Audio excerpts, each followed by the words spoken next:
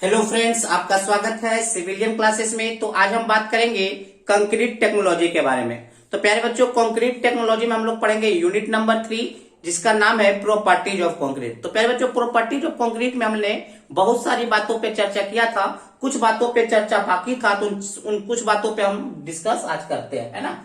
तो प्यारे बच्चों, टॉपिक का नाम है आपका यूनिट नंबर 3 में ही आपका एक टॉपिक का नाम है properties of hard and concrete. Properties of hard and concrete. तो प्यारे बच्चों, properties of hard and concrete में कुछ प्रॉपर्टीज के डिफिनेशंस के बारे में पढ़ना है। तो सारे डिफिनेशंस के बारे में हम देखते हैं। तो प्यारे बच्चों, सबसे पहला जो डिफिनेशन है वो कॉम्प्रेसिव स्ट्रेंथ का। किसका? Compressive strength. तो प्यारे बच्चों, कॉम्प्रेसिव स्ट्रेंथ क्या होता है? देखिए कॉम्प्रेसिव स्ट्रेंथ क्या होता है। मान लीजिए कोई कंक्रीट का कोई बीम्स है, मान लीजिए प्यारे बच्चों कंक्रीट का, ये हम मान लेते हैं कंक्रीट का कोई बीम है। अब प्यारे बच्चों, ये बीम कितना लोड सह सकता है, कितना लोड अपने सरफेस पे रेसिस्ट कर सकता है विदाउट एनी डिफ्लेक्शन, विदाउट झुके हुए या विदाउट क्रैकिंग्स। हमने क्या बोला प्यारे बच्चों? कोई भी कंक्रीट स्ट्रक्चर कितना लोड रेसिस्ट कर सकता है without cracking and without deflection, वही लोड बटे सरफेस एरिया क्या कहलाएगा? कॉम्प्रेसिव स्ट्रेंथ कहलाएगा। प्यारे बच्चों, किसी भी कंक्रीट का कॉम्प्रेसिव स्ट्रेंथ निकालने के लिए हम क्या करते हैं? टेस्ट करते हैं। क्या करते हैं? उस कंक्रीट का टेस्ट करते हैं कि कितना वो कॉम्प्रेसिव स्ट्रेंथ सह सकता है। तो वो जो टेस्ट करते हैं प्यारे बच्चों, वो यूटीएम मशीन पे करते हैं। कौन सा मशीन पे? यूटीएम मशीन, जिसका पूरा नाम है यूनिवर्सल टेस्टिंग मशीन। क्या नाम है पूरा? Universal testing machine. हमने क्या बोला प्यारे बच्चों? कोई भी कंक्रीट स्ट्रक्चर के पास कितना कॉम्प्रेसिव स्ट्रेंथ होता है, इसका पता करने के लिए, इसका टेस्ट करने के लिए हम कहा जाते हैं? यूटीएम मशीन पे जाते हैं, जिसका पूरा नाम है यूनिवर्सल टेस्टिंग मशीन। अब देखिए प्यारे बच्चों, हम इसमें क्या करते हैं? या तो हम कंक्रीट का एक स्पेसिमेन बनाते हैं। स्पेसिमेन करने का मतलब क्या है प्यारे बच्चों? ऐसा स्ट्रक्चर जिस पर हमको टेस्ट करना है। तो हम क्या करते हैं? कंक्रीट का कुछ स्पेसिमेन बनाते हैं। प्यारे बच्चों, स्पेसिमेन बनाने का जो साइज है, जो शेप है, वो फिक्स है। या तो हम क्यूब का साइज बनाएंगे, या तो हम सिलेंडर बनाएंगे, या तो हम क्यूब बनाएंगे, या तो हम सिलेंडर बनाएंगे।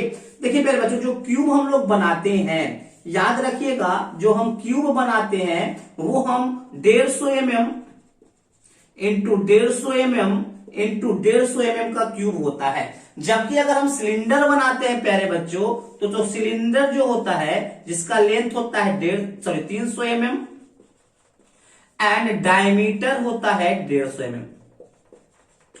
देखिए प्यारे बच्चों, हम क्या बोल रहे हैं उस बात को समझने का कोशिश कीजिएगा। हम बोले पहले बात समझिए कि कॉम्प्रेसिव स्ट्रेंथ का डिफिनेशन क्या होगा। तो कॉम्प्रेसिव स्ट्रेंथ कंक्रीट का वह प्रॉपर्टीज है या कंक्रीट का वह एबिलिटी है जिससे वो कितना लोड रेसिस्ट कर सकता अपने सरफेस पे विदाउट क्रैकिंग या विदाउट डिफ्लेक्शन। चलिए, ये बात समझ में आ गया डिफिनेशन। अब हम पता करना चाहते हैं कि किसी भी कंक्रीट स्ट्रक्चर का कितना कॉम्प्रेसिव स्ट्रेंथ है। वो पता करने के लिए हमको जाना पड़ता है यूटीएम मशीन के पास, मतलब यूनिवर्सल टेस्टिंग मशीन के पास जाना पड़ता है। और उस कंक्रीट का हम क्या बनाते हैं? स्पेसिमेन बनाते हैं। और जो स्पेसिमेन होता है, या तो वो क्यूब होगा, नहीं तो वो सिलेंडर होगा। ठीक है प्यारे बच्चों। अब देखिए, कॉम्प्रेसिव स्ट्रेंथ को हम कॉम्प्रेसिव स्ट्रेंथ को एफसीके से डिनोट करते हैं। कॉम्प्रेसिव स्ट्रेंथ को हम एफसीके से डिनोट करते हैं। प्यारे बच्चों, यहाँ पे कॉम्प्रेसिव स्ट्रेंथ को ही कैरेक्टरिस्टिक्स स्ट्रेंथ भी कहा जाता है। हम आगे दिखाएंगे और इस टेस्ट को भी आगे हम ये बताएंगे कैसे ये टेस्ट किया जाता है, कैसे ये टेस्ट परफॉर्म किया जाता है, उसके बारे में भी हम आपको बताएंगे। ठीक है प्यारे बच्चों। तो सबसे पहले हम डिफिनेशंस को देख लेते हैं, आगे हम जाकर इसके टेस्ट के बारे में देखेंगे। सबसे पहले हम हार्डन कंक्रीट का जितना भी डिफिनेशन है उसके बारे में चर्चा करेंगे, फिर जाकर हम इसके टेस्ट के बारे में चर्चा करेंगे। ठीक है ना। तो देखिए, compressive strength of concrete is determined either by using cubical और सिलेंड्रिकल मोल्ड। हमने क्या बोला प्यारे बच्चों? किसी भी कंक्रीट का कॉम्प्रेसिव स्ट्रेंथ अगर डिटरमाइन करना है तो आपको जाना पड़ेगा क्यूबिकल और सिलेंड्रिकल मोल्ड के पास। किसके पास? क्यूबिकल और सिलेंड्रिकल मोल्ड के पास जाना होगा। अब देखिए, compressive strength is the ability of material. Compressive strength क्या है? किसी भी मटेरियल का एबिलिटी है जिससे वो कैरी करता है लोड को, जिससे वो कितना लोड कैरी करता है अपने सरफेस पे विदाउट एनी क्रैकिंग और डिफ्लेक्शन। हमने क्या बोला? किसी भी मटेरियल का कॉम्प्रेसिव स्ट्रेंथ क्या एक एबिलिटी है जिससे ये पता चलता है कि कितना वो लोड रेसिस्ट कर सकता है, कैरी कर सकता है विदाउट क्रैकिंग और विदाउट डिफ्लेक्शन। ठीक है ना। अब देखिए compressive strength of concrete can be determined by UTM. Concrete का कॉम्प्रेसिव स्ट्रेंथ डिटरमाइंड करने के लिए, पता करने के लिए हमको जाना पड़ता है यूटीएम के पास, जिसका कि पूरा नाम है यूनिवर्सल टेस्टिंग मशीन। अब देखिए प्यारे बच्चों, compressive strength value of concrete is denoted by FCK. प्यारे बच्चों हम आगे बताएंगे कि कैरेक्टरिस्टिक स्ट्रेंथ को एफसीके से डिनोट करते हैं, बट कैरेक्टरिस्टिक स्ट्रेंथ ही ऑलमोस्ट कॉम्प्रेसिव स्ट्रेंथ ही होता है ना, तो एफसीके से इसको डिनोट किया जाता है। जैसे प्यारे बच्चों हमने आपके पढ़ाया था ग्रेड ऑफ कंक्रीट, तो M20 का मतलब क्या दिखता था, M से मिक्स होता था, जबकि 20 से उसके कॉम्प्रेसिव स्ट्रेंथ को डिनोट किया जाता था। दैट मींस एफसीके बराबर 20 न्यूटन पर मिलीमीटर स्क्वायर। तो पहला डिफिनेशन हमको लगता है प्यारे बच्चों आपको बेहतरीन तरीके से समझ में आ गया होगा, तो चलिए इसको नोट डाउन कर लीजिए।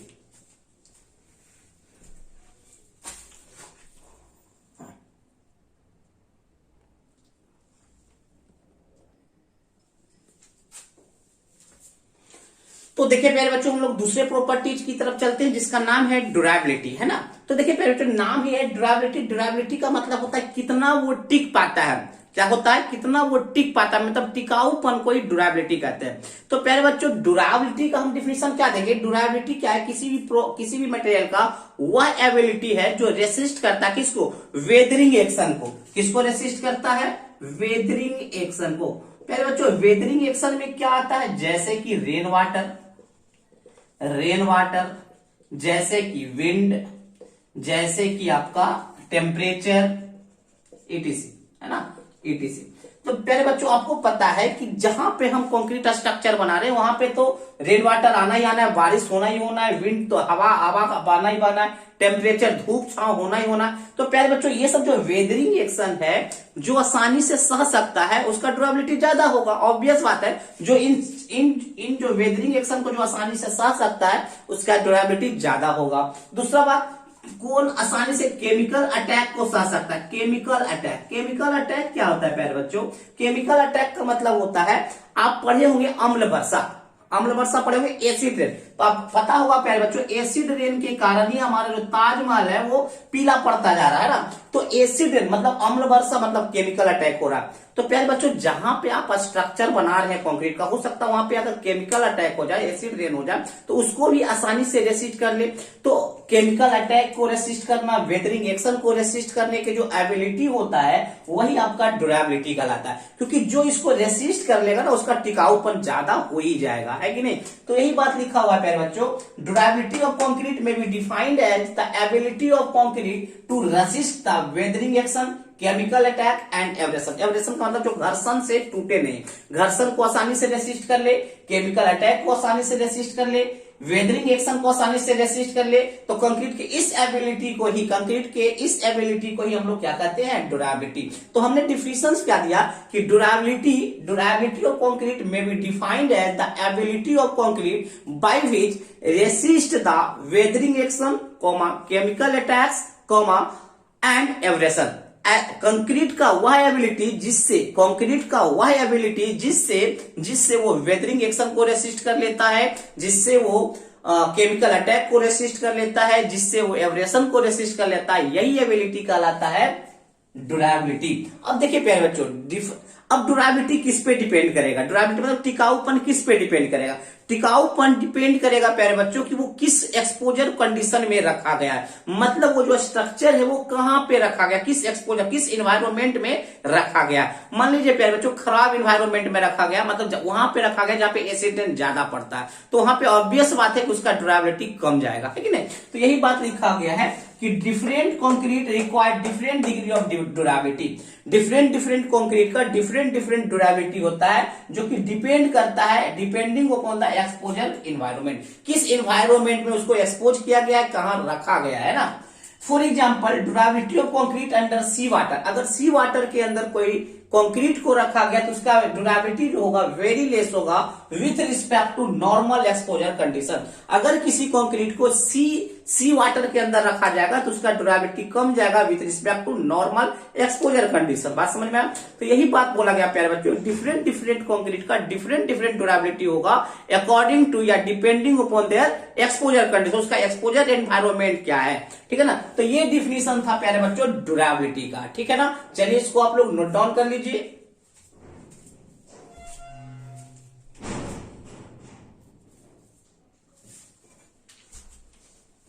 अब हम देखेंगे प्यारे बच्चों इम्परमेबिलिटी।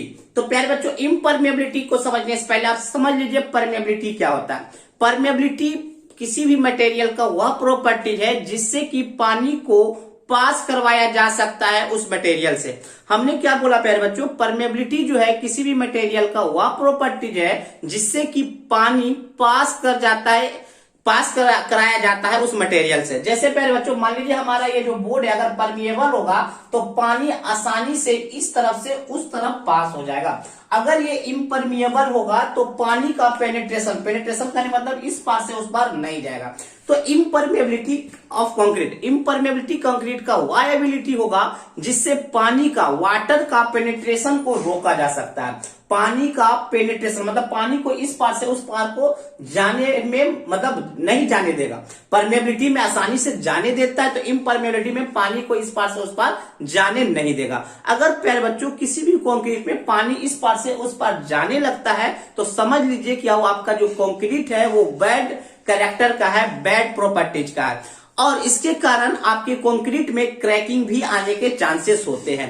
अब प्यारे बच्चों ये बात समझिए कि मान लीजिए कोई आरसीसी स्ट्रक्चर है, आरसीसी स्ट्रक्चर में अंदर में क्या होता है, छड़ होता है, कंक्रीट के अंदर छड़ होता है। अगर पानी इस पार से उस पार जाने लगे, पेनिट्रेशन ऑफ वाटर होने लगेगा तो आपका जो स्टील है उसमें जंग लग जाएगा, है ना। तो चलिए प्यारे बच्चों हम इसके परमेबिलिटी इम्परमेबिलिटी के डिफिनेशन को देखते हैं। इम्परमेबिलिटी of concrete is the ability of concrete. हमने क्या बोला प्यारे बच्चों, आपका जो इम्परमेबिलिटी है कंक्रीट का वो क्या है, कंक्रीट का वो ऐसा एबिलिटी है जिससे कि रेसिस्ट करेगा क्या, प्रेशराइज्ड वाटर पेनिट्रेशन, जो प्रेशर से वाटर जा रहा है उसके पेनिट्रेशन को रेसिस्ट करेगा। ठीक है ना। अब देखिए penetration of liquid into the concrete has a bad effect on it's durability. प्यारे बच्चों अगर वाटर का पेनिट्रेशन होता है तो ये बैड इफेक्ट होगा और ड्यूरेबिलिटी को कम कर देगा, टिकाऊपन को कम कर देगा।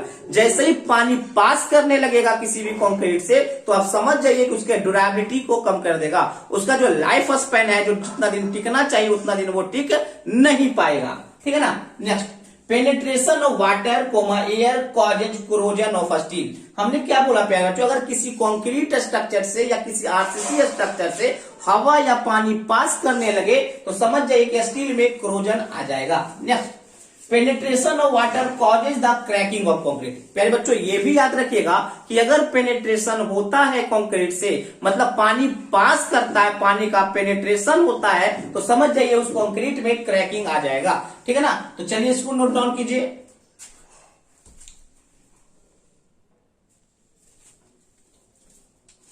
तो प्यारे बच्चों हम लोग देखेंगे मॉडुलस ऑफ इलास्टिसिटी। तो मॉडुलस ऑफ इलास्टिसिटी प्यारे बच्चों आप लोग फिजिक्स में भी पढ़े होंगे, जिसको कि हम लोग ई से डिनोट करते हैं। और होता क्या है प्यारे बच्चों, यह एक रेशियो है। किसका रेशियो है, अप्लाइड स्ट्रेस टू स्ट्रेन। ये आप लोग फिजिक्स में भी पढ़े होंगे प्यारे बच्चों कि यंग्स मॉडुलस या मॉडुलस ऑफ इलास्टिसिटी क्या होता है, या एक रेशियो होता है अप्लाइड स्ट्रेस बटे स्ट्रेन का, है ना। तो आप लोग वाकिफ हो गए कि स्ट्रेस क्या होता है और स्ट्रेन क्या होता है ना। अब देखिए प्यारे बच्चों किसी भी कंक्रीट का मॉडुलस ऑफ इलास्टिसिटी जो निकाला जाता है वो दो फॉर्मूले से निकाला जाता है। पहला फॉर्मूला आप यहां देख रहे हैं और दूसरा फॉर्मूला आप यहां देख रहे हैं ना। तो प्यारे बच्चों पहला जो फॉर्मूला है Young's modulus of concrete equal to 5700 under root FCK।